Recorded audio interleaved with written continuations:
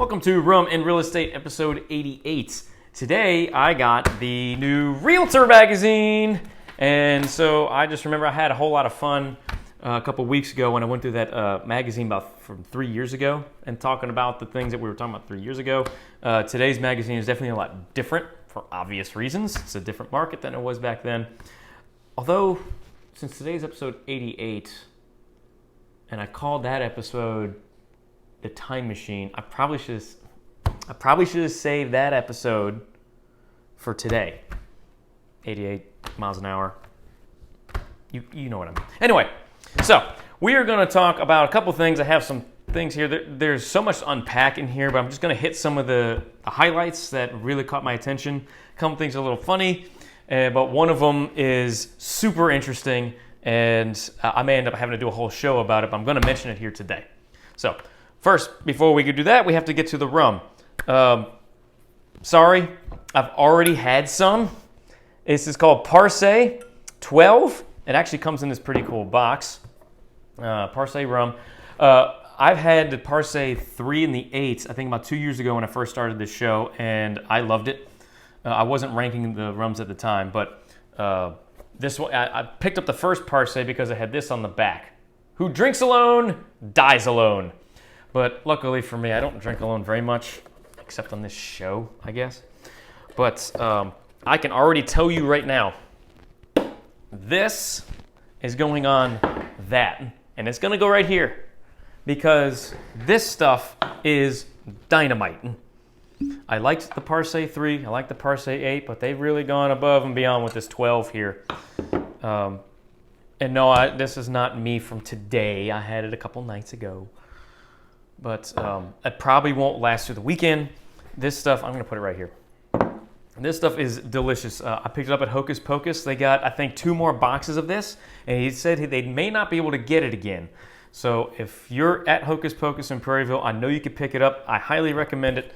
It's going to be on my top 5 for the year so far. So pick some up for yourself. You won't regret it. It's so good. So good. It tastes like the beach.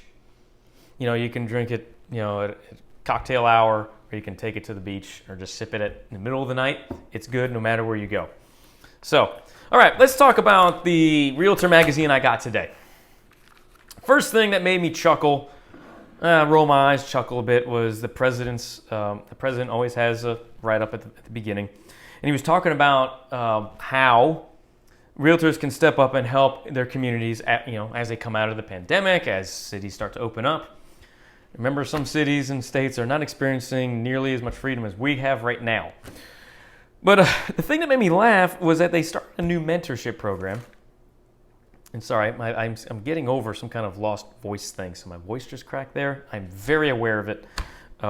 Bear with me. So he said the mentors will mentor underrepresented folks interested in a real estate career in the wealth building benefits of home ownership.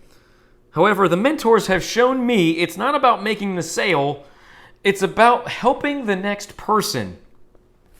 Well, cheers to you, President of National Association of Realtors. You finally figured out that real estate's not about making the sale and just making money. It's about helping other people. I thought it was a very odd choice of words, because you don't get to that position, I guess, if you don't help enough people, starting off. But to kind of say that the mentors show you that it's about helping the next person, I think you can do better than that. It's always about helping the next person, no matter what you do in life. I sell real estate, I'm helping people. But when I sell real estate, I am not looking at my board and calculating my dollars before they show up. I don't make money until my people are happy, which means if I don't help them, I don't get to help my family. And so if you're in construction, if you're in pharmacy, if you're a computer programmer, if you're a teacher, it's all about helping people. You don't need to be told that by somebody else. If you just make that your mission to help people, you will be rewarded for it monetarily, spiritually, and ecumenically and grammatically. So, the next article I had here was just talking about the summer of the speed buyer. You know, this market is pretty hot. As you probably all well know, the market right now is running around 10 to 17 days on the market for listings. And that's actually the national average, what they were talking about here. Just wanted to point out here that just as I've been predicting on this show briefly, but also when I talk to people, is that when they ask if we're going to crash like 2008, 2009, the fundamentals are different. The market here is not being propped up by sketchy mortgages and bad government regulation. So those two things have been wiped away, and it literally is just because there's just not enough homes. And low interest rates actually play a part in that because people aren't willing to just sell their house anymore. If someone has a house and they're sitting on a 3% mortgage, even if they want to move, they may not do it because they have a great rate and they're paying down their house faster. So the interesting statistic here is that it said by the end of 2020, it totaled there was 4.8 million homes. Sorry, let me rephrase that. There was a shortage of 4.8 million homes, meaning they have that much more demand than what can be produced, either through building or through existing sales. The only question I wrote a note for was, at least around here in Baton Rouge, you can still ride through any of these 100 new neighborhoods being built, and you can buy a house. It's not like every new neighborhood is already pre-sold before they even get dirt moving. So, especially if you come to 70816, 70817 zip code, they got a lot of neighborhoods here that have homes for sale. So there's not really a shortage of new construction here. It's more of a shortage of existing homes in existing neighborhoods that are desirable. All right, what else did I have noted here? Next, let's talk about technology. This is a real quick. This company is offering virtual staging and photo touch-up services. I get professional pictures for every one of my listings. And she does an excellent job, and she can touch them up. She makes them, brightens and darkens them. They're very high quality, high dynamic range photos. The thing that made me laugh here was that this particular company will virtually furnish a room for as little as $24 an image. $24. $24 an image? So if I have a listing that has 10 pictures, I'm not going to, and I could spend another $240 putting digital furniture on it. Okay, if you want. But that gives me a good reason to ask. Does digital furnishing, does virtual staging sway you? Are you moved by it? And could it make a difference in whether you want to go see a house or not? Please leave a comment, because I am staunchly against it. But let me know. Let me know if you see virtual staging as a benefit to the pictures of a home, or if they kind of take away from the idea of looking at a home, looking at a room with nothing in it. $24 an image is crazy. All right, I highlighted way more stuff, but I'm not going to talk about all of it because then this video would be like an hour long. This was, I thought, a little. Let's see, where was it? Buyer remorse, tackling buyer remorse. So this particular article was about buyers who frantically bought or upsized or bought a different type of house during the pandemic and now regret it because life has kind of returned to normal for most of them. Kind of silly to use a pandemic as a reason to upend your, real estate holdings as far as your house is concerned. This particular article talked about a family who went from a 1,350 square foot house to a 5,000 square foot house and now regrets it. And, how do you deal with that as an agent? I think I probably would have advised them against it because even things like a pandemic are temporary, and I would not have made such a rush to judgment on that. That being said, as I mentioned earlier, when it comes to, where we live, we're experiencing a lot more openness, more back to normal than other parts of the country. In this case, this issue was in Chicago, who are having a lot more stringent issues going on with their government there right now. The other interesting thing here was sorry, I find it to be almost apropos, is that the likelihood of regret is highest among younger buyers. A survey in April found that nearly 2/3 of millennial buyers had misgivings and regrets about their purchase. But here's where I'm going to prop you guys up. Ready? Millennials. If you bought a house last year and you have an interest rate of like 2.5% to 3%, there's no regret. There's no regret, because at worst, if you don't like it, go rent something. You could rent your house and have very little overhead because you have such a great interest rate in that house. Do not sell it. Do not sell it, because that thing will be a wealth building tool for you in the future.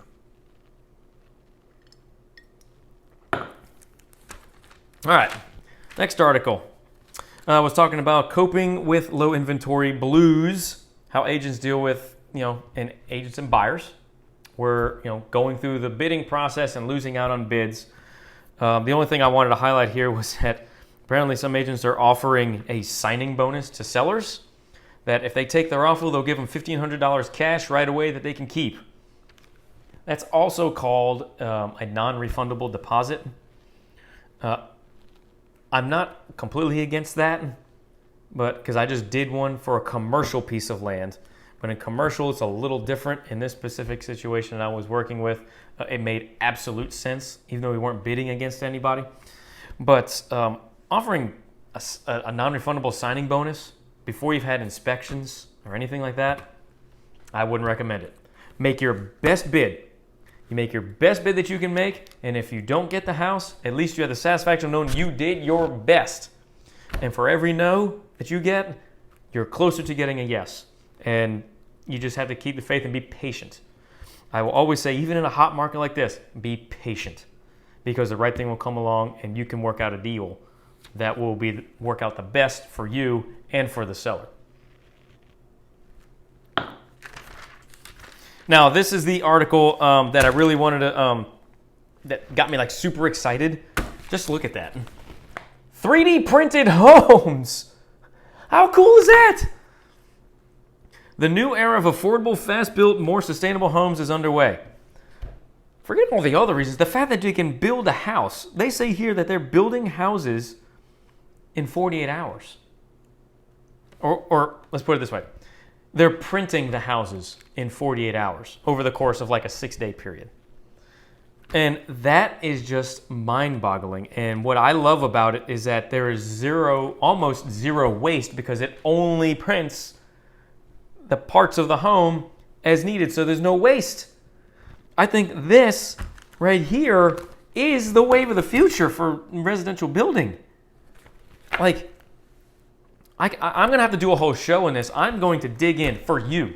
I'm going to dig in on this 3D printed home thing, because this would be a game changer. Now, as of right now, of course, because the technology is new and trying to get in, a lot of regulations have to catch up with the technology. It says even here that the small homes, 350 to 700 square feet, are starting at like $187,000, and houses start at $221,000. So if you're going to start with some of this, just go buy a house. A 700 square foot house for $187,000 is not worth it if you can get a 1,500 square foot house for $220,000. But what they're doing is they're building the majority of the house. They're 3D printing the majority of the house, and then they hire the workers just to do the more intricate things like electrical and HVAC systems. But there's 4 companies they talk about here. And it says that the process can print a home in less than 48 hours using a minimal number of workers and virtually no waste. I don't see the downside to this. Now, part of the research is going to be, are these homes safe? Are they built to conform to the stability standards of like a regular home? I don't know. This article only was 2 pages long. But this got me like, this was the best thing I've read in one of my Realtor magazines in like a year and a half. I want to learn more about this. I thought that was super cool. And the last thing that I had marked here to talk about was, making space for self-storage. So you may have noticed there's a lot of storage units coming up around everywhere. And for the longest time, over the last 10 years, you start to look at malls. And malls are just kind of the idea of the giant mall that you go to with department stores. It's kind of on its way out. They're kind of becoming functionally obsolete with the internet and online ordering and delivery and smaller boutique shops. No one's going to these giant department stores anymore. I said this. No one asked me. No one important asked me. I said, why don't they just turn these things into giant storage units? And it's like self-storage. I mean, it's perfect. They already got the air conditioning there. You just got to just put up partitions and you can create indoor self-storage. That's what this article is about. Turning malls into giant self-storage. It says here that driving the change is the prediction that more than 50% of U.S. malls anchored by department stores could close permanently by the end of 2021. That's this year, y'all. And that's coming from a commercial real estate advisory firm. And it says here, existing mall retail space is attractive for self-storage conversion. And basically goes through everything that I just mentioned. It says here, people are more likely to view self-storage as an extension of their home, which means the need for more frequent access. And in this industry, this is referred to as lifestyle storage. Breaking that down, that just means that these malls are in convenient locations.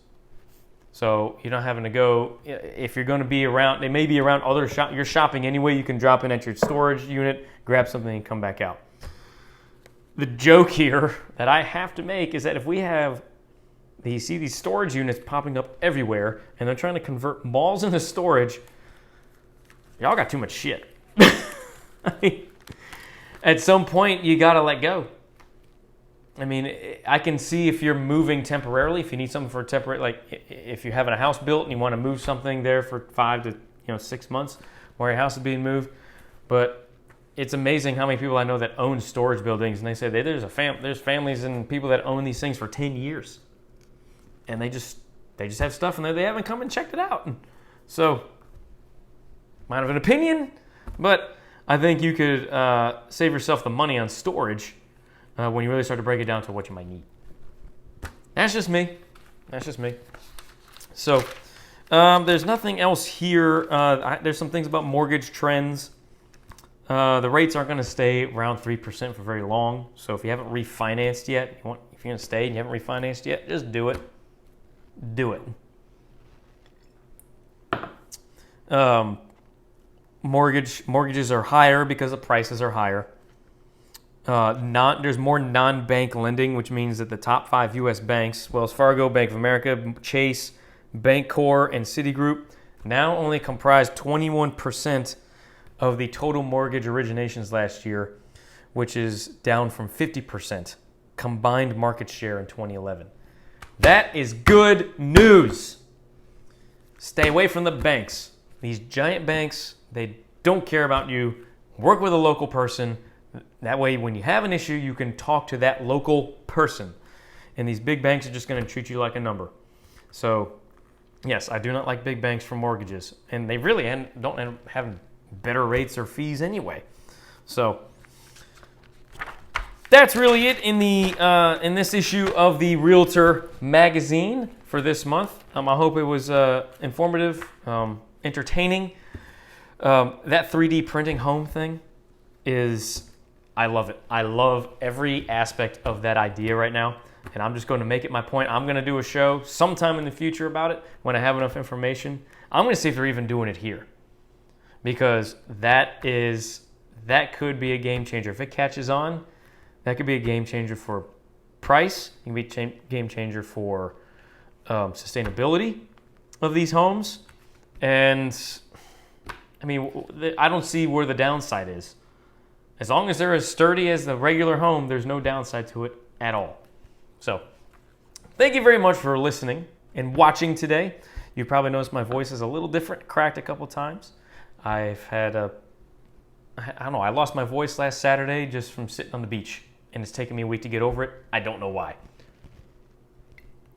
But thank you for watching.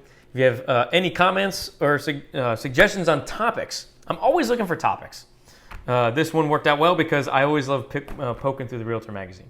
So leave some comments, share this with your friends, and I will see you guys next week.